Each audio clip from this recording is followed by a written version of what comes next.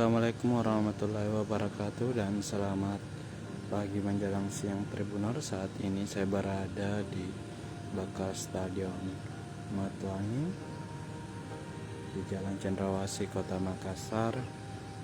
Tepatnya saya berada di sisi selatan. Dulunya tempat stadion berdiri tidak jauh dari Yayasan Olahraga Sulawesi Selatan atau YOS, dan saya akan laporkan terkait jelang 2 tahun diruntuhkannya atau dirobohkannya Matuangi, namun sampai sekarang belum ada tanda akan dibangun kembali. Dari depan layar kaca Tribuners bisa dilihat rumput ilalang, bahkan pepohonan sudah mulai tumbuh dan tumbuh di bekas stadion kandang PSM Makassar ini. Ketinggiannya bisa sudah melebihi tinggi orang dewasa, dan area jalan di stadion juga sudah rusak parah. Yang sebelumnya itu beraspal, namun kini sudah rusak dan rumput ilalang tinggi terlihat jelas di layar kaca para Tribuners, dan sejumlah lubang yang kemarin menelan korban jiwa 3 orang sudah ditutupi oleh pemerintah Provinsi Sulawesi Selatan. Dan terbaru dari Stadion Matuangi ini adalah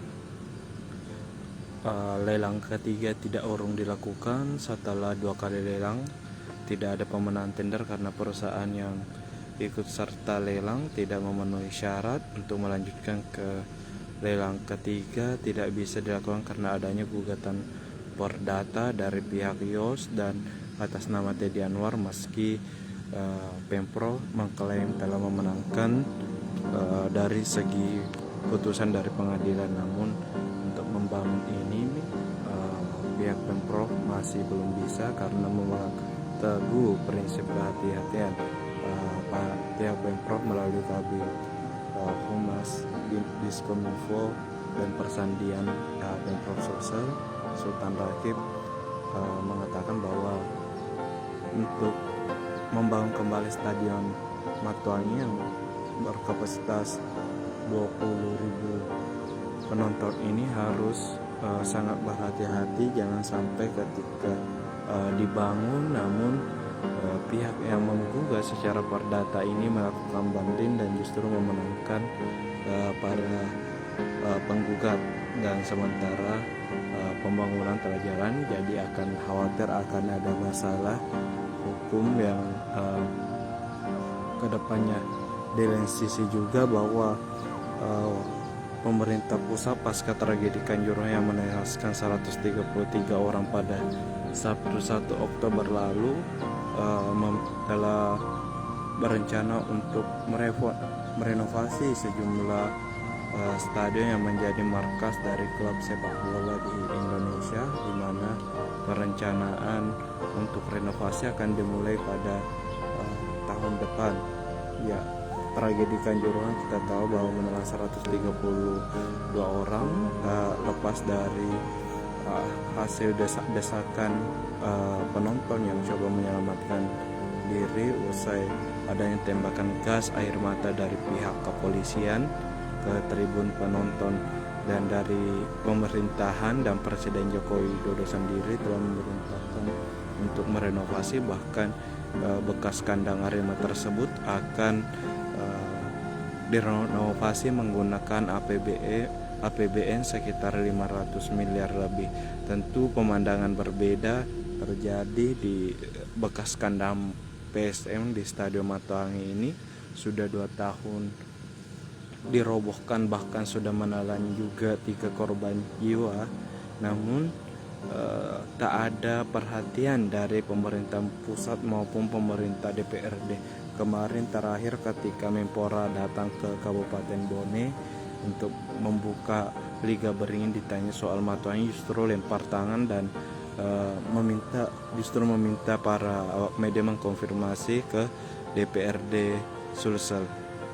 Dan sementara dari supporter berharap besar adanya pembangunan Stadion Matuang, karena memang Matuang menjadi harga mati bagi kandang PSM. Kita tahu bahwa banyak sejarah yang dilahirkan dari Stadion Matuang yang dibangun pada tahun 1957-58 ini oleh Andi Matalata untuk digunakan sebagai tuan rumah PON pada saat itu.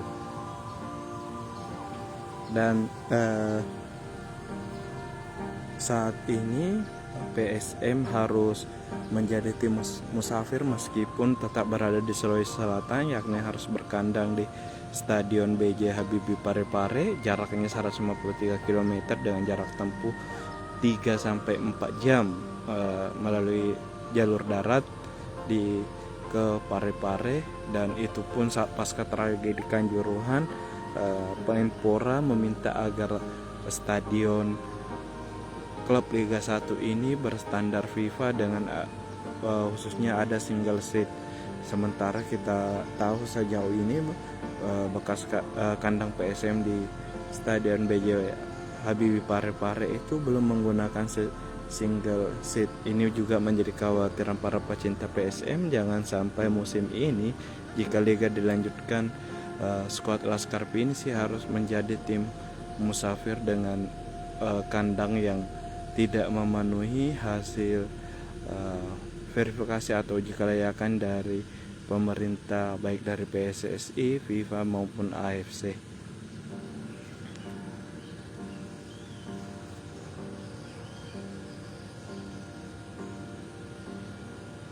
Ya, untuk pembangunan Stadion Matuang sendiri rencananya sebenarnya dibangun tahun ini secara multi-year dengan anggaran 66 miliar yang telah disiapkan, namun sampai sekarang belum ada kelanjutan untuk pembangunan. Sementara akan ada pergantian tahun dan entah akan dilarikan kemana uang anggaran 66 miliar ini, apakah akan dialihkan ke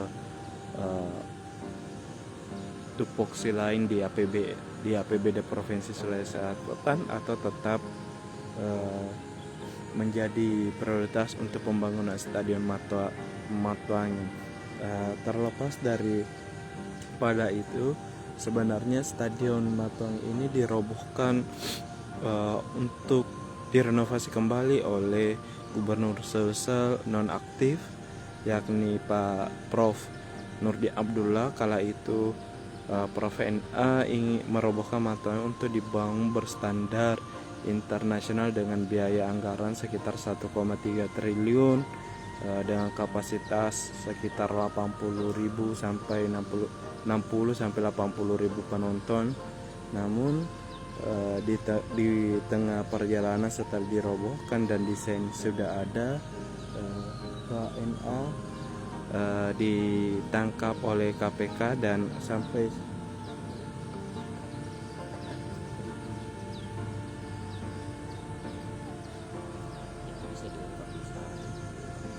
dulu jatuh korban lagi kedalaman air 2 meter.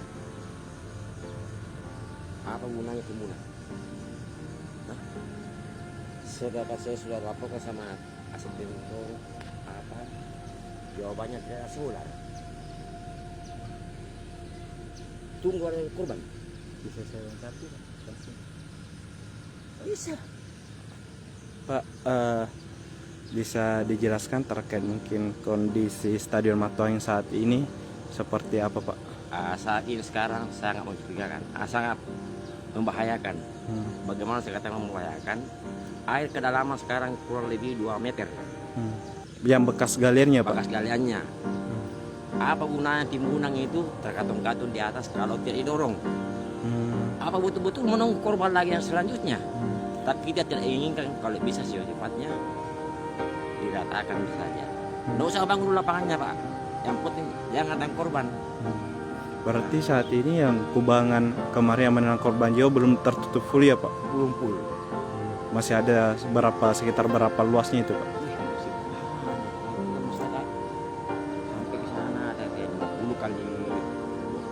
kali 50. 50 kali 50 ya Pak. Kita mau kalau anak-anak kalau air itu biar kita larang, Iya. kita udah turun.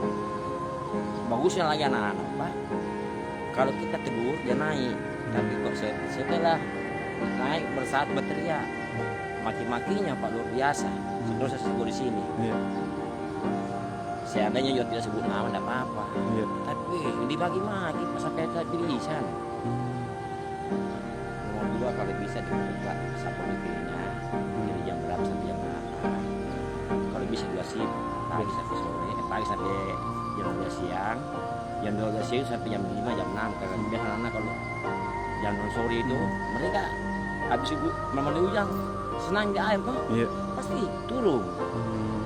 Kita cukup mengawasi, tapi menjaga ya. Ya betul. Apa Oke, jangan sampai apa. terlalu itu. Kita koordinasi dulu. Jadi kalau masyarakat sendiri justru diabaikan sama anak kecil ini semua ya Pak. Wih, Bapak yang buat kirim mati, Pak. Anjing kungkung. Kalau satpol setidaknya mereka sudah bisa berhenti langsung ya Pak. Kalau pihak keamanan yang Tidak juga, Pak. Malah ada lawan. Bagaimana kita mau pukul anak kecil di bawah umur? Iya, iya. Berapa biasanya Pak jumlahnya anak kecil di yang Ada sekitar 20-an. 20-an ya Pak. Kedalapannya sekitar masih ada 2 meter. Siap. Atas nama siapa Pak? ABC. Pak BC.